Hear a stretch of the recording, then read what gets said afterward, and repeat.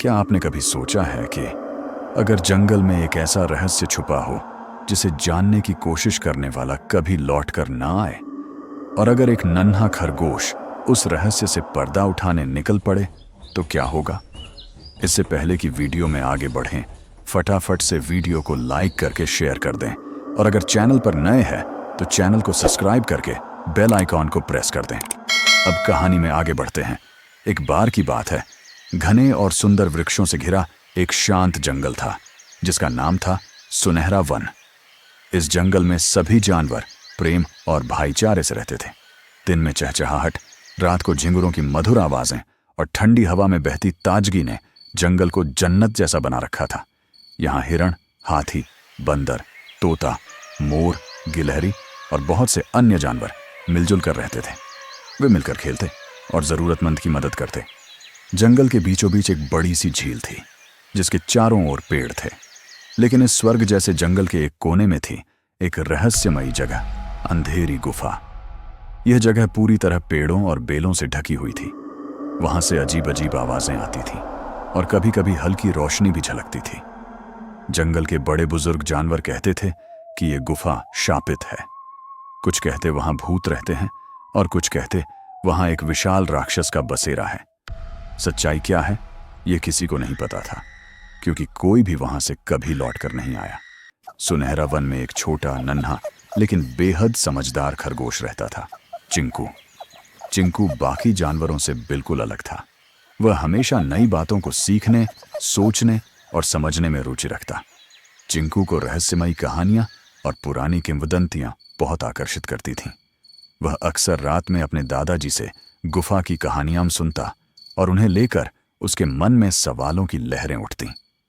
एक दिन वह अपने सबसे करीबी दोस्त गिल्लू गिलहरी से बोला, गिल्लू, क्या तूने कभी सोचा है कि अगर वो गुफा सच में रहस्यमयी ना हो? क्या हो अगर वो सब सिर्फ डर फैलाने की बातें हों?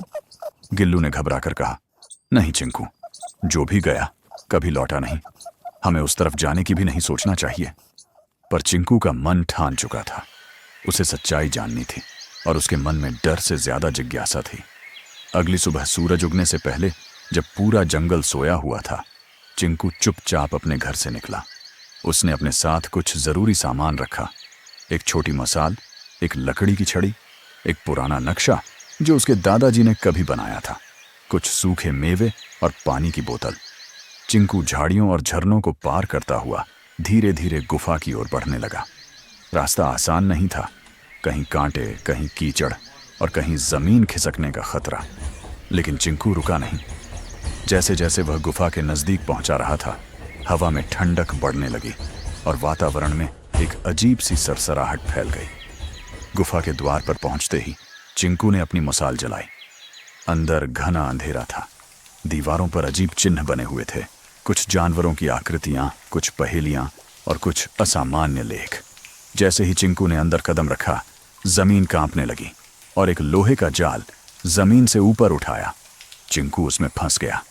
तभी एक भारी आवाज गूंजी, कौन हो तुम और इस जगह क्यों आए हो? चिंकू कांपते हुए बोला, मैं सिर्फ जानना चाहता हूं कि इस गुफा का रहस्य क्या है। मैं किसी को नुकसान नहीं पहुंचाना चाहता। अंधेरे से एक बुजुर्ग उल्लू निकला।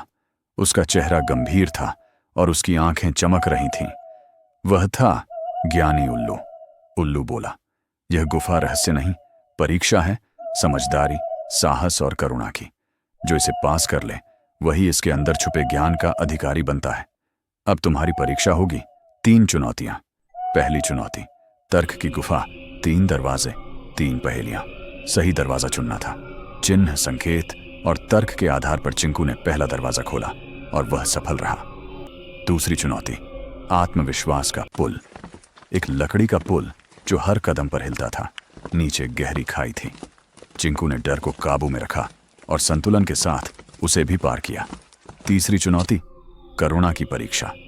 अंतिम रास्ते में उसे एक घायल सांप दिखा जिसे काटने वाला समझकर हर कोई छोड़ देता। चिंकू ने उसकी पट्टी की, खाना दिया और उसे सुरक्षित किया। यही असली परीक्षा थी, बिना भेदभाव के मदद करना। तीनों चुनौतियां पार करने के बाद गुफा के भीतर एक विशाल कक्ष में चिंकू पहुंचा। वहां एक सुनहरा सिंहासन था और उसके सामने थी एक मोटी पुरानी किताब, जंगल का विधान। ज्ञानी उल्लू बोला, इस पुस्तक में वह सब है जो जंगल को सदियों से शांत और सुरक्षित रखता आया है, लेकिन यह ज्ञान केवल उसी को मिलता है जो उसका सही उपयोग करे। क्या तुम वचन देते हो? चिंकू ने सिर झुकाकर कहा, मैं वादा करता हूं कि इस ज्ञान का उपयोग केवल सबके भले के लिए करूंगा। जब चिंकू जंगल लौट कर आया तो सब जानवर उसकी हालत देखकर चकित रह गए। वह थोड़ा घायल था, लेकिन उसके चेहरे पर आत्मविश्वास की चमक थी। उसने सबको गुफा की सच्चाई बताई। डर का कोई आधार नहीं था, वहां तो ज्ञान और सीखने की जगह थी। फिर चिंकू ने ज्ञान साझा करना शुरू किया। उसने जंगल में स्कूल जैसा स्थान बनवाया, जहां जानवर अपने बच्चों को सिखाते, पहेलियां हल करते और एक दूसरे से सीखते। ज्ञानी उल्लू को सबने अपना मार्गदर्शक मान लिया और गुफा अब ज्ञान की गुफा कहलाने लगी। इस कहानी से हमें यह सीख मिलती है कि डर को हराने के लिए जिज्ञासा, साहस और करुणा जरूरी है। जो सच्चाई की खोज करता है वही सच्चा नेता बनता है।